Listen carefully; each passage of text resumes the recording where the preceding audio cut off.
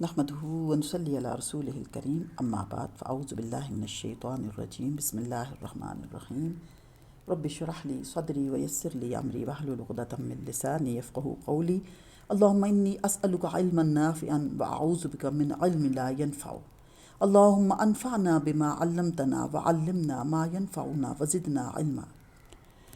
عزیز ساتھیوں، بچوں، بزرگوں اور جوانوں، السلام علیکم ورحمۃ اللہ وبرکاتہ۔ آج کی 2 باتیں بڑی خاص ہیں، توجہ دیجیے گا۔ نمبر 1، ہر بلا سے حفاظت کا عمل، نمبر 1۔ نمبر 2 ہے دشمن سے حفاظت۔ اب ہر بلا سے حفاظت کے عمل کی طرف آتے ہیں۔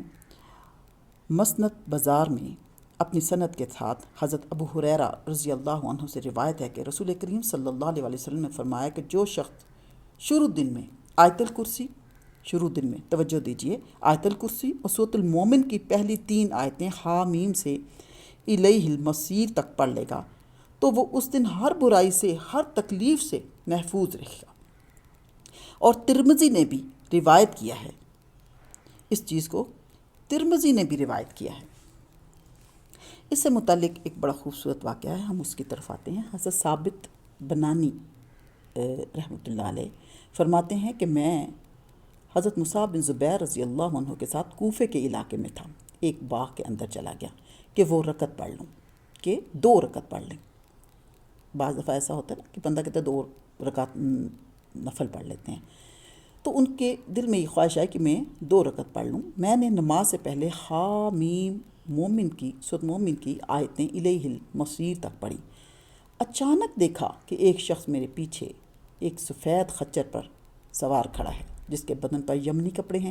اس شخص نے مجھ سے کہا کہ جب تم غافر الذنب کہو تو اس کے ساتھ یہ دعا کرو، یا غافر الذنب اغفر لی، یعنی اے گناہوں کی مغفرت کرنے والے میری مغفرت کر دے۔ اور جب تم پڑھو قابل التوب تو یہ دعا کرو، یا قابل التوب اقبلوا توبتی، یعنی اے توبہ قبول کرنے والے میری توبہ قبول فرما۔ پھر جب پڑھو شدید العقاب تو یہ دعا کرو، یا شدید العقاب لا تعاقبنی، یعنی اے سخت عقاب والے مجھے عذاب نہ دیجیے۔ اور جب ذی طولی پڑھو تو یہ دعا کرو، یا ذی طولی طل علیہ بخیر، یعنی اے انعام اور احسان کرنے والے مجھ پر انعام فرما۔ ثابت بنانی رحمۃ اللہ علیہ کہتے ہیں یہ نصیحت اس سے سننے کے بعد جو ادھر دیکھا تو وہاں کوئی نہ تھا۔ میں اس کی تلاش میں باغ کے دروازے پر آیا، لوگوں سے پوچھا کہ ایسا شخص یمنی لباس میں یہاں سے گزرا ہے؟ سب نے کہا ہم نے کوئی ایسا شخص نہیں دیکھا۔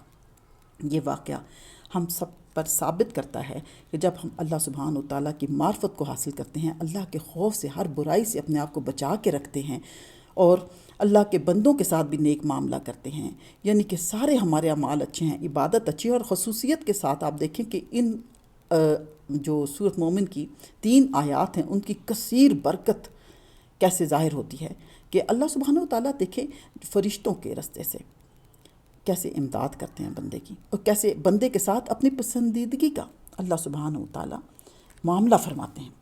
اب آتے ہیں دشمن سے حفاظت کی طرف۔ ابو داود اور ترمذی میں باسناد صحیح حضرت محلب بن ابی صفرہ رحمۃ اللہ علیہ رضی اللہ عنہ سے روایت ہے، انہوں نے فرمایا کہ مجھ سے ایسے شخص نے روایت کی جس نے خود رسول کریم صلی اللہ علیہ وسلم سے سنا ہے کہ آپ صلی اللہ علیہ وسلم کسی جہاد کے موقع پر رات میں حفاظت کے لیے فرما رہے تھے، یعنی کہ جہاد کے دوران رات کے وقت فرما رہے تھے کہ اگر رات میں تم پر چھاپا مارا جائے تو تم حامیم لا ینصرون پڑھ لینا۔ اب یہ دیکھ لیں، یہ نبی صلی اللہ علیہ وسلم سے ثابت ہے۔ سبحان اللہ سبحان اللہ، جس کا حاصل لفظ حامیم کے ساتھ یہ دعا کرنا ہے کہ ہمارا دشمن کامیاب نہ ہو، اور بعض روایت میں حامیم لا ینصرو بغیر نون کے آیا ہے، جس کا حاصل یہ ہے کہ جب تم حامیم کہو گے تو دشمن کامیاب نہیں ہوگا۔ اس سے معلوم ہوا کہ حامیم دشمن سے حفاظت کا قلعہ ہے۔ یہ بات خوبصورت بات ابن کثیر میں بھی ہے، معارف القرآن میں بھی ہیں۔